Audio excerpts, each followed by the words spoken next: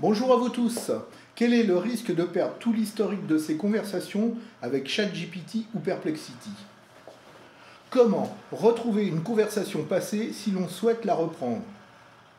Comment vous y retrouver quand vous utilisez plusieurs IA différentes? Si vous vous posez ces questions, dans cette vidéo, je vous propose une solution facile et gratuite. Aujourd'hui, je vous montre comment j'utilise Obsidian pour stocker, organiser et classer mes historiques avec des IA. Découvrez comment vous pouvez vous aussi accéder, retrouver et optimiser rapidement vos futurs échanges. Voici donc l'aperçu de mon coffre Obsidian, spécialisé dans la sauvegarde de mes conversations avec des intelligences artificielles que j'utilise le plus souvent, à savoir ChatGPT et Perplexity. Je mets à votre disposition un fichier PDF contenant tous les raccourcis clavier ainsi que les principaux réglages que j'utilise dans cette vidéo pour optimiser et faciliter la sauvegarde de nos conversations avec l'IA. N'hésitez pas à cliquer sur le lien que vous trouverez dans le descriptif sous la vidéo pour accéder gratuitement à ces ressources. Pour ceux et celles qui ont déjà reçu mes précédents PDF, vous n'avez pas besoin de renouveler votre demande, je vous enverrai automatiquement les mises à jour. Nous avions vu dans la précédente vidéo la création de dossiers dans Obsidian. Je vous rappelle que vous pouvez les créer d'un clic droit sur l'icône du dossier contenant le signe plus, situé en haut à gauche de la page. Analysons ma configuration. Le premier dossier, Architecture, contient le MOP, Map of Content. Ce sont les dossiers qui vont me servir à référencer chaque note avec le thème, l'IA utilisée, le contenu. Le dernier dossier sert à ranger les notes dans des sous-dossiers personnalisés. Ces catégories sont bien sûr personnelles. Vous pouvez créer et nommer celles qui vous correspondent le mieux, car elles vont refléter l'axe de vos recherches, de vos centres d'intérêt et surtout de ce que vous souhaitez conserver. Car il ne sert à rien de tout conserver, mais il peut être utile de sauvegarder les questions récurrentes ou les recherches poussées qui pourront vous servir de nouveau sans être obligé de recommencer à rechercher vos prompts. C'est aussi pour cela que je conserve en plus des réponses les prompts que j'avais utilisés. Pour faciliter le classement, j'ai utilisé des signes visuels simples. Le trait d'union pour définir le thème, le signe égal pour identifier l'IA, le symbole carreau obtenu avec la combinaison de touches Alt plus 4 pour symboliser le contenu et la flèche avec la combinaison Alt plus 16 pour indiquer le rangement. Vous allez voir bientôt l'intérêt d'utiliser ces signes distinctifs. Mais avant, nous allons configurer Obsidian comme coffre dédié à la sauvegarde de nos recherches avec IA. Avec CTRL-, ce qui revient à cliquer sur la roue dentée en bas à gauche de la page, nous ouvrons les outils, les settings. Nous avions déjà vu précédemment dans l'onglet Général l'activation des mises à jour, le choix de la langue, et nous laisserons ici par défaut les réglages de l'éditeur et celui des fichiers et des liens. Dans l'onglet Apparence, j'avais déjà choisi le thème minimal et la taille de police que j'avais augmenté à 24 pour une meilleure visibilité. Nous allons installer maintenant les modules dont nous aurons besoin. Commençons par les modules principaux. Ce sont les modules natifs d'Obsidian. Vous pouvez voir que la plupart sont déjà installés par défaut. En complément, je vous conseille Aperçu de page, une fonction très utile car elle permet, en appuyant sur la touche CTRL, de pouvoir visualiser le contenu de la note ou du fichier avec le survol de la souris. En laissant d'ailleurs le pointeur dans l'aperçu, vous pouvez en plus faire défiler toute la note sans avoir besoin de l'ouvrir. Je vous rappelle aussi les fonctions que nous avions déjà vues précédemment, donc vérifiez bien qu'elles soient activées.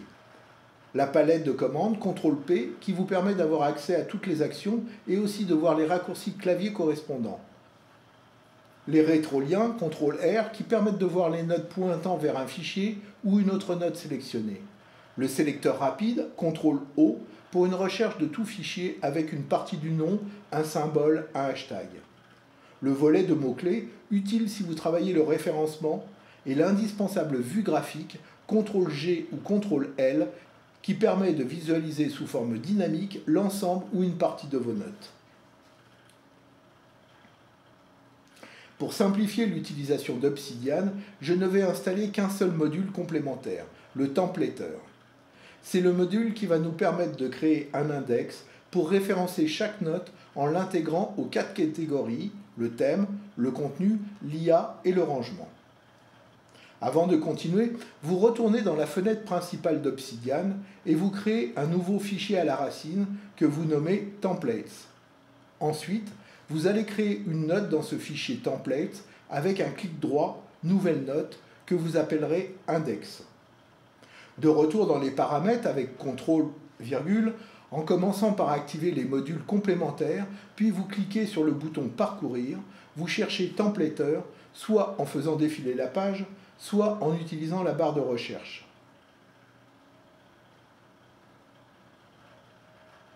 Dans la fenêtre Templater qui s'ouvre, vous avez un descriptif du module et le bouton Installer que vous actionnez. Ensuite, vous devez valider votre choix en cliquant sur Activer. N'oubliez surtout pas cette dernière action, sinon le module ne sera pas actif. Templater va maintenant apparaître dans la liste des modules complémentaires. En le sélectionnant, vous avez maintenant accès aux réglages de ce module.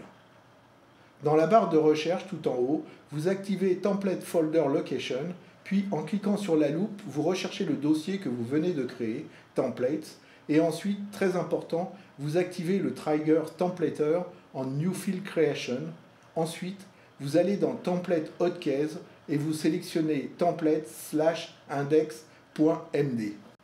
Nous avions vu dans une précédente vidéo organiser vos idées avec Obsidian, le guide complet, comment configurer les raccourcis clavier en ouvrant la fenêtre Raccourcis sous l'onglet Apparence dans le menu Options. Les raccourcis clavier évitent d'être obligés d'ouvrir à chaque fois la palette des commandes, puis de chercher la commande spécifique. Le raccourci clavier permet l'accès direct à cette commande. Je vous invite à voir ou revoir cette vidéo pour l'installation des raccourcis de base. Je vais, toutefois, faire un rappel en créant un raccourci clavier pour la fonction index que nous venons de créer. Nous ne pouvons pas utiliser CTRL-I puisque ce raccourci sert à mettre le texte sélectionné en italique. Donc, nous allons utiliser CTRL-T avec T pour Templates. Mais lui aussi est déjà utilisé pour créer un nouvel onglet. Comme nous n'avons pas besoin de ce raccourci pour cette fonction, nous allons supprimer cette attribution et valider CTRL-T comme raccourci clavier pour afficher l'index.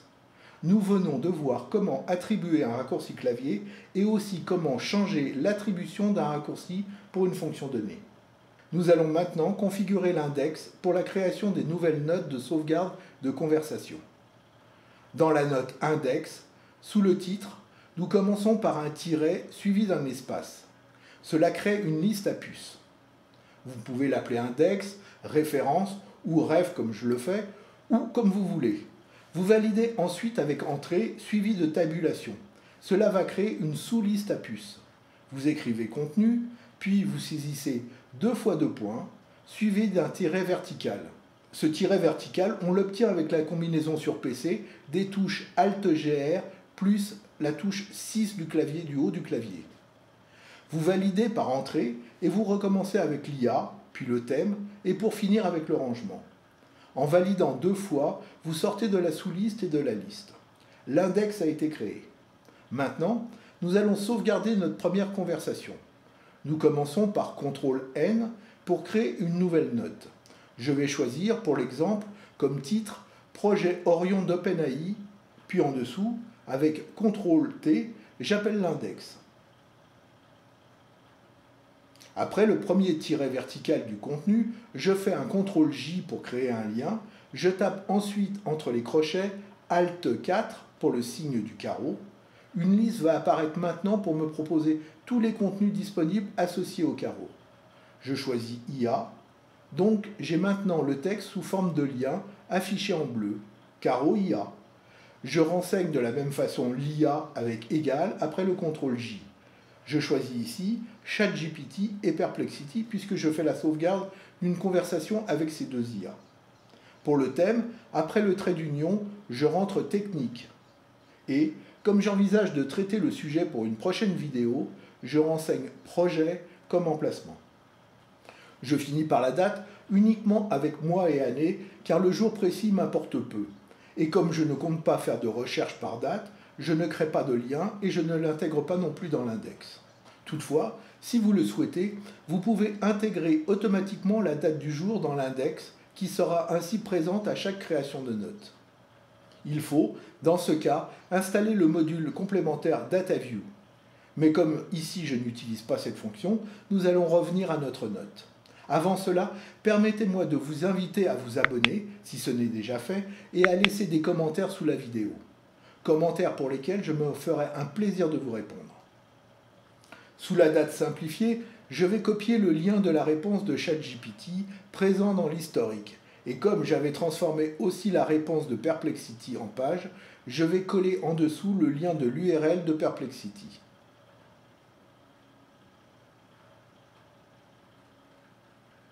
Je pourrais m'arrêter là, puisqu'avec ces deux liens, j'ai maintenant les réponses des deux IA. Mais les liens risquant un jour de disparaître, et le contenu avec, je préfère enregistrer l'intégralité des réponses en commençant avec Perplexity par copier le prompt, puis le coller dans ma note d'Obsidian en rentrant avant le symbole étoile qui va mettre automatiquement le texte en italique pour mieux identifier les prompts des réponses. Après validation par entrée, je continue ensuite avec un copier-coller de la réponse de l'IA. Vous apercevez maintenant qu'en procédant ainsi, je conserve tous les liens utilisés par Perplexity pour fournir sa réponse. Je fais de même avec ChatGPT, qui lui aussi indique 3 sources différentes. C'est une nouveauté bien appréciable de ChatGPT que de permettre maintenant d'actualiser dans la version 4.0 ses réponses avec les dernières infos présentes sur le web. Pour finir, je vais tester dans le playground d'OpenAI la nouvelle version bêta de ChatGPT 0.1 Preview. Je commence par générer un prompt optimisé avec ChatGPT 4.0 pour ensuite l'utiliser avec la nouvelle version bêta. Malheureusement, ce nouveau modèle en version bêta n'est pas connecté à Internet. Donc, sa base de données s'arrête aux informations disponibles fin octobre 2023, date largement antérieure aux dernières parutions sur le projet Orion. Vous voyez qu'en procédant ainsi, lorsque je préparerai mon script sur le projet Orion, j'aurai directement dans Obsidian à la fois les sources et les réponses des deux IA. Cela me permettra de fournir rapidement des éléments importants pour la rédaction de la vidéo. Cela me permettra aussi, avec les liens présents, de retourner directement dans les conversations pour interroger et connaître les dernières avancées sur le projet. Cet exemple permet aussi de vous montrer la richesse et la complémentarité des réponses obtenues en associant différentes IA ainsi que différents modèles. Cela permet d'analyser et de comparer la pertinence des informations obtenues à partir de sources différentes. Cela permet aussi d'accéder à ces sources sans être obligé de rechercher dans les historiques des IA les URL correspondantes. Nous allons voir maintenant comment les notes sont reliées aux rubriques, quels sont les liens et comment on peut effectuer des recherches pour retrouver des anciennes conversations sur tel ou tel sujet sans être obligé de consulter les historiques. Nous commençons avec le dossier architecture qui contient les rubriques ou map of content. En ouvrant la première catégorie, création vidéo, j'ai accès à toutes les conversations que j'ai eues avec les IA pour m'aider à rédiger et optimiser mes vidéos YouTube. On peut voir qu'il existe 27 rétroliens. En passant sur chaque note avec la touche CTRL enfoncée, je peux prendre connaissance de l'intégralité de la note sans l'ouvrir. Dans la fenêtre de droite, j'ai activé les mots-clés, ce qui me permet en un coup d'œil de voir lesquels ont été les plus cités. En cliquant sur le tag Intelligence artificielle, je vais voir tous les articles contenant ce tag et en validant, je tomberai sur les suggestions des mots-clés que m'avait suggéré ChatGPT pour l'optimisation SEO.